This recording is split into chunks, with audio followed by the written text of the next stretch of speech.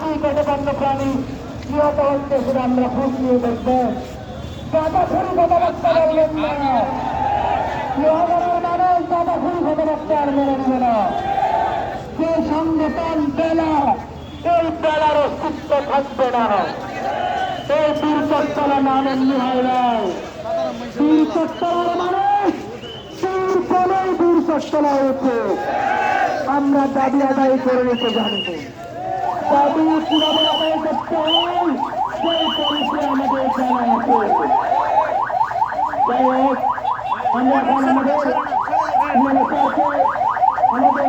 খাতা খাতাটা গ্রহণ করার জন্য আমি অনুরোধ করছি।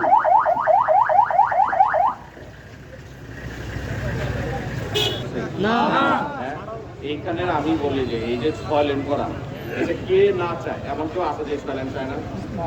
হ্যাঁ, কেউ আছে? না। আপনি এই লোহাগাড়া উপজেলার যদি আমি ধরি 5 লাখ মানুষ, 5 লাখের মধ্যে মনে হয় 5 লাখই চায় 6 লেনকে, 10 লেনও চায়। আমরা তো 6 লেনে থাকতেছি, আমরা তো বড় দাবি করতেছি না, বড় দাবি করতেছি না, 6 লেন চাচ্ছি। 6 লেন চাওয়ার জন্য যে আমাদেরও সমস্যা, আপনাদের সমস্যা কিছু বিষয় আছে, দুই একটা বিষয় আছে। এটা হচ্ছে যে মাস্টার ফলে যখন সমস্যা হয়ে যায়, যেমন একটা দুর্ভোগ তৈরি, এই দুর্ভোগটা আমার ভালো কাজের মধ্যে তো আমার জন্য একটা অভিশাপ হয়ে আসতে পারে, কিছু মানুষের অভিশাপ আসতে পারে, কিছু মানুষের বদ্ধ আসতে পারে। এই বিষয়টা একটু আমাদের সকলের জন্য সমস্যা।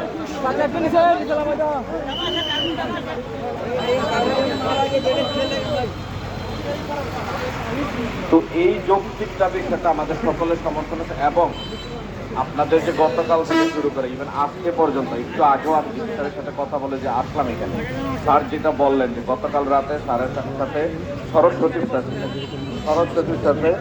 স্যারের সাথে স্যার একান্তে অনেকক্ষণ কথা হয়েছে, এবং সবগুলো বিষয়টা ছিল আমাদের বিষয়ে। এবং সচিব স্যার কথা দিয়েছেন যে স্যার এই যে অফিসে গিয়ে এখনই স্যার একদম দ্রুততম সময়ে আমাদের জন্য যা করা লাগে তার সেটা করবে। এটা হচ্ছে আপনাদের জন্য আসলে নিউজটা নিয়ে আসছি। এই নিউজটা যেটা হচ্ছে একদম সচিব স্যারের সাথে ডিসি স্যার নিজে আলাপ করছে। আমার ডিসি স্যার আপনারা জানেন যে নতুন আসছেন, মাত্র অল্প কিছুদিন হয়েছে, আর এসে কিন্তু এই সমস্যাটাকে তার প্রধান সমস্যা হিসেবে ঘরে কিন্তু যে জায়গাটা কথা বলার দরকার এবং একান্ত অনেকক্ষণ আলাপ করছেন। এবং স্যার এখন আমাকে সেটা জানালেন যে তুমি যে ওদেরকে এই খবরটা দাও, এরপরে তুমি তাদেরকে অনুরোধ করো তারা যেন তাদের কর্মসূচিটা আজকের মতো শেষ করুক, এবং এরপরে যদি না হয় তাহলে ভবিষ্যতে কী হবে সেটা থাকবে। আমরাও ইনশাল্লাহ আছি আপনাদের সাথে, আমরা দেখি, আমরা চাই